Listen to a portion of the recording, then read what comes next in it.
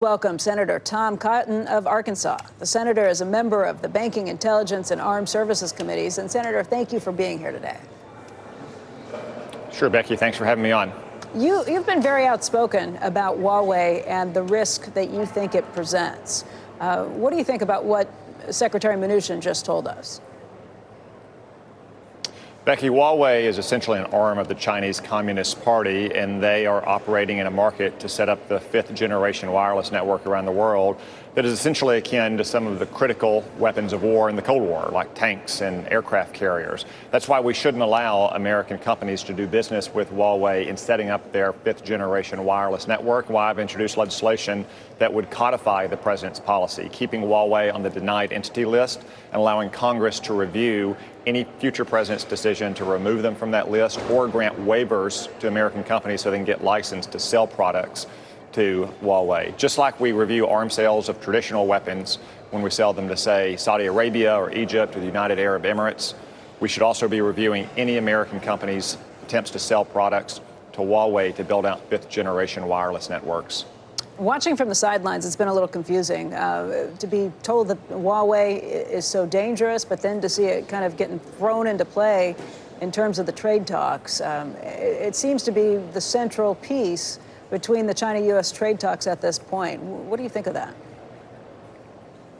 Well, I know that Xi Jinping wants it to be a central piece of the trade talks, but I would not allow Huawei to get any reprieve from our denied entity list of the Commerce Department or to let American companies deal with them in their fifth-generation wireless network business. Now, Huawei has other lines of business, most notably second-rate, inexpensive handheld phones that are mostly distributed throughout the developing world. Those are not really a threat to America's security or prosperity or privacy. It's the fifth-generation wireless network that is a threat because information technology and fifth-generation wireless networks are so essential not just to our economy, but through the way the American military and our allies will wage war in the future. Well, that sounds like there's a little bit of light between what you just explained the first go-around and the second go-around. Would you allow American companies to sell goods to Huawei if it's to be used in those cell phones that you think are not a threat? So, Becky, that's what the president has said. That's what Secretary of Commerce Wilbur Ross had said. They will review applications to sell any kind of product to Huawei based on whether it's a national security threat.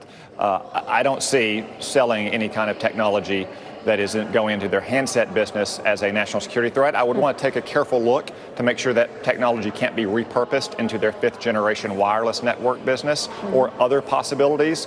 But those are the reasons why Secretary Ross has said it is at least conceivable that American companies could do business. But when it comes to Huawei's business setting up fifth-generation wireless networks, I don't think the administration should grant licenses, and I think Congress should be able to review any grants of licenses with this administration or future ones. If that's the case, if we go along with your plan on this, it seems that it very likely could mean that the tariffs exist for a much longer period of time and that China steps back from its commitment to buy more goods, particularly from U.S. farmers. I would assume that have an impact on your state of Arkansas as well. Are you okay to go down that path?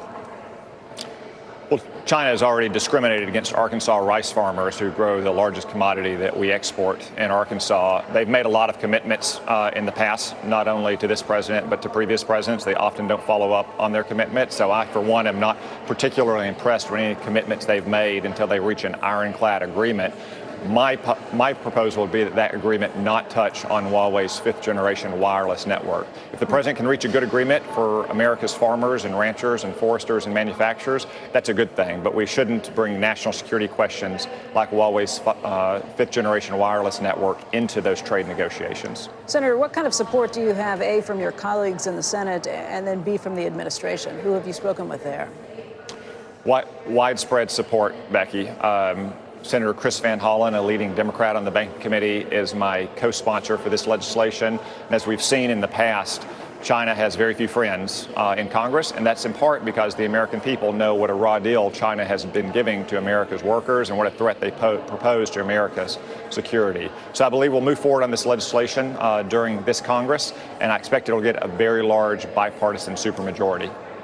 Senator, can you hold for one moment? We have some breaking news. We do have some breaking news. Want to get over to Ilan Mui, who's got some news on Facebook right now and the FCC. Ilan. Andrew, the FTC formally announcing a record $5 billion settlement with Facebook over alleged privacy violations. And this agreement imposes new requirements on CEO Mark Zuckerberg and also makes structural changes to the board of directors. Now, under this agreement, Zuckerberg would have to submit quarterly certifications directly to the FTC over its privacy programs. If he doesn't, or if they're wrong, he would be subject to individual, criminal, or civil penalties.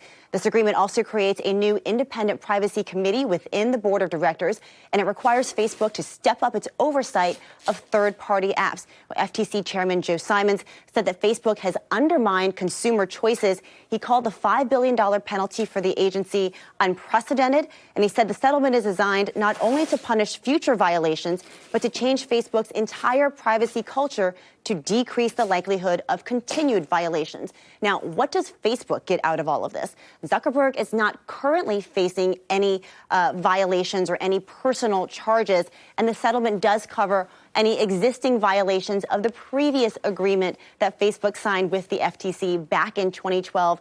All known and unknown violations. Now, those issues were major points of contentions between the 3 Republicans who lead the FTC and the 2 Democrats who both dissented from this agreement. They said this is essentially letting Facebook off of the hook. But Republicans say that they were weighing what they could negotiate in this settlement versus what they could potentially win in any court case. They said it was unrealistic to think that a court would remove Zuckerberg as CEO or strip him of his voting rights. They argue that this deal does significantly diminish his power within the company, and that's something no other regulator anywhere has been able to do so far, guys. Elon, thank you very much. Let's get back to Senator Tom Cotton. And Senator, very quickly, listening to what you just heard from this, we've also heard that the Department of Justice is looking at a broad investigation into the major technology companies, the big technology companies, to see if they have overreached in any of these areas. What are your thoughts on what you hear about big technology and additional regulation? Well, first, Becky, Facebook has done a lot to let down its users over the years, and this FTC settlement reflects some of their shortcomings, especially when it comes to protecting users' privacy. Second, I've been disappointed with a lot of the big tech companies in Silicon Valley. They haven't done more to work with the United States government, in particular the Department of Defense. I know Ash Carter was on your show last week saying that oftentimes the senior executives of those companies who should know better are deferring to their far left young employees and not working with the Department of Defense or the intelligence community. These are American companies. They have grown and they have prospered under the blanket of Americans' security and the rule of law and our protection of property rights. They should be doing more to help America defend itself. That's the argument that President Obama used for higher taxes on corporations because they didn't build this. I mean, I see that to an extent, but that's a dangerous slope to go down. I mean, let me ask you this, Senator. We just had the Treasury Secretary on talking about Amazon. That kind of raised my eyebrow about how they put a lot of like local retailers out of business, and they've made it hard for brick and mortar to compete.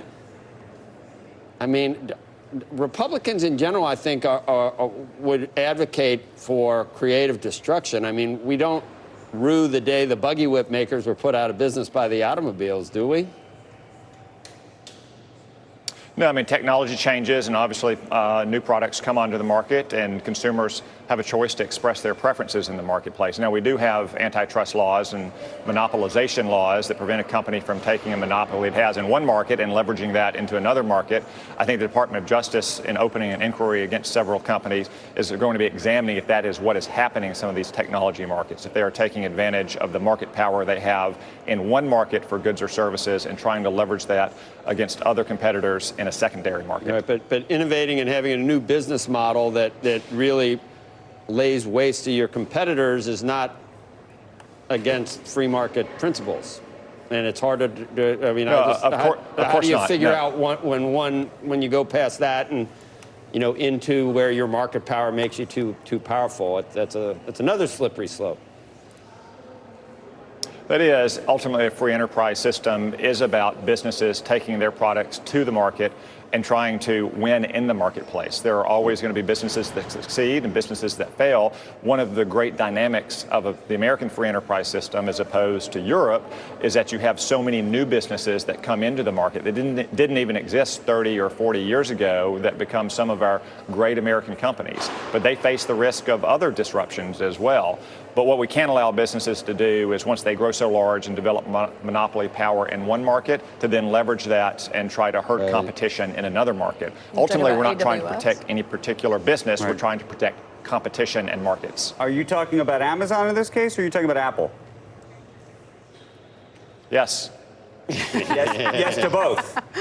I'm talking about any company, but especially some of the tech companies that have grown so large, and as the lines between some of these markets and some of these companies have blurred, I think it's appropriate that Attorney General Bill Barr has said we're going to review potential anti-competitive practices of any company that has such market power. That doesn't say that they are violating antitrust laws.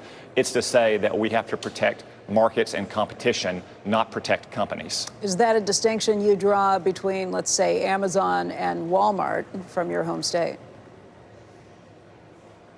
Well, Amazon has obviously been competing against Walmart for many years. That's led to Walmart innovating itself. It's expanding its e-commerce business. It's doing more for delivery or online purchases and pickup. In the end, that helps all Americans because they're getting higher quality goods and services at a lower price. Senator Cotton, I want to thank you for your time today. We appreciate it. Thank y'all. Good to see you.